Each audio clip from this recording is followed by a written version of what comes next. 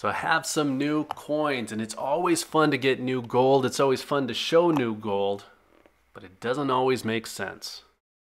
I guess you can be the judge of that.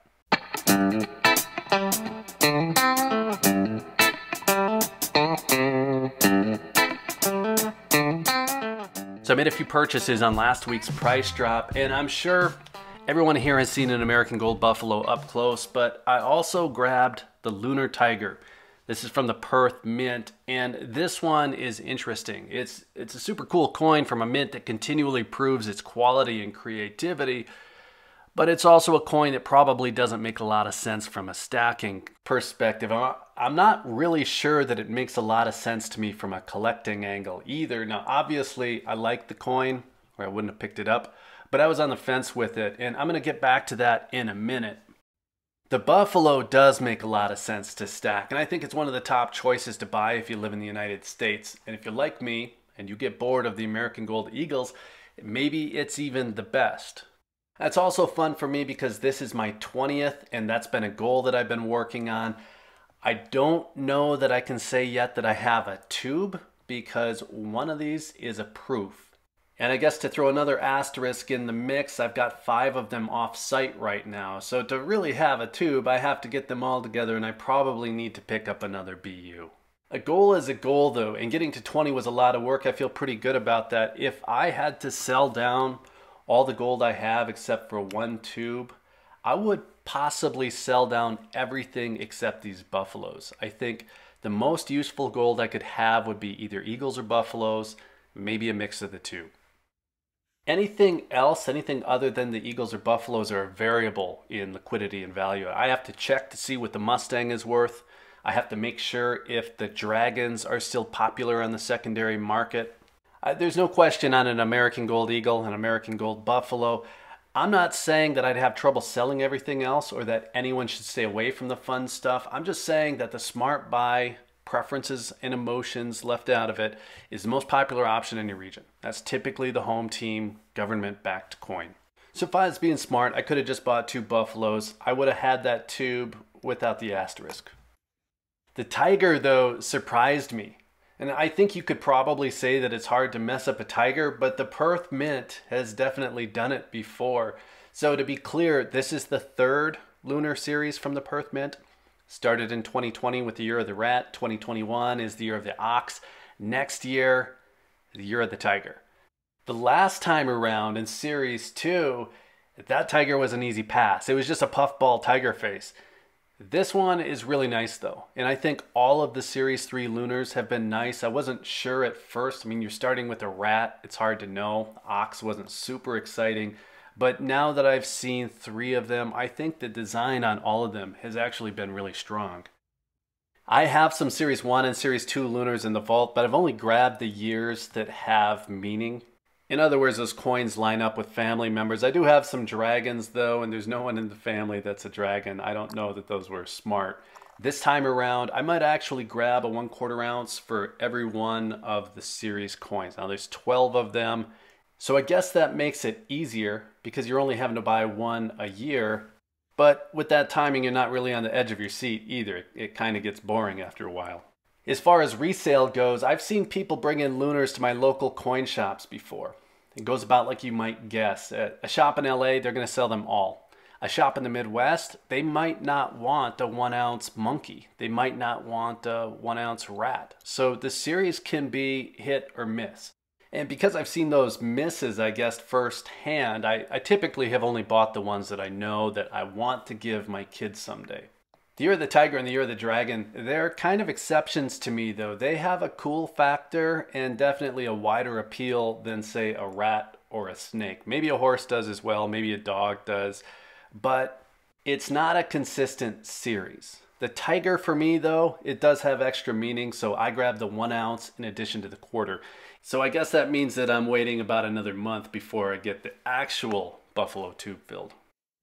Now if you're kicking this one around and you're trying to decide what to buy, here's the Tiger and the Buffalo side by side. Now I already said what I think is the smart choice, and then I also proved that I'm not always smart, but this is up to you. So again, the Zodiac series feels like a harder one to collect because it's 1 coin a year for 12 years. and they're not all fun. Next is a rabbit, that's whatever. The dragon comes after that. My guess is what's going to happen is a lot of people will feel like they'll pass on the rat, they'll pass on the rabbit, and then maybe they'll jump back in because of the tiger or the dragon. Personally, at this point, after seeing 3 of them, I'm planning to grab the 1/4 ounce version of each. So I do need to go back and hunt down a rat. One thing I didn't realize until I grabbed the ox is that the new Series 3 coins in the 1/4 ounce size are a smaller diameter. They're actually 20 millimeter rather than 22 millimeter like the prior series were. That makes them the size of a Canadian maple leaf 1/4 ounce coin, and that just makes them feel small. It's purely a mind trick, but the Eagles or any 22 millimeter 1/4 ounce coin, they just seem more substantial than the 20 millimeter coins. Here is a prior series 2 monkey. It just looks bigger. And I think we could all agree here that if the US Mint would just get their act together and produce 1/4 ounce buffaloes, we wouldn't have to be making these kinds of decisions. We just buy the buffaloes. And I think that'd be a lot more popular than the Eagles, and probably the US Mint knows that, and they just don't want that to be the case. I've actually always wondered if the Mint will stop producing the buffalo altogether at some point. Maybe even just focus only on the Eagle as a 24 karat gold coin, but it's hard to say why the Mint does what it does. So saying what I think they should do is really just kind of wasting breath. Something to mention on the buffaloes. Prior to 2021, uneven rim thickness wasn't really something that I paid much attention to, but of the 7 2021 buffaloes that I have purchased, 4 of them have uneven rims. One of those has some finning, another has some rim damage. This is not a big deal. I don't know how well you can see this on camera, but it just seems sloppy. I noticed this early on when I started stacking buffaloes outside of the capsules.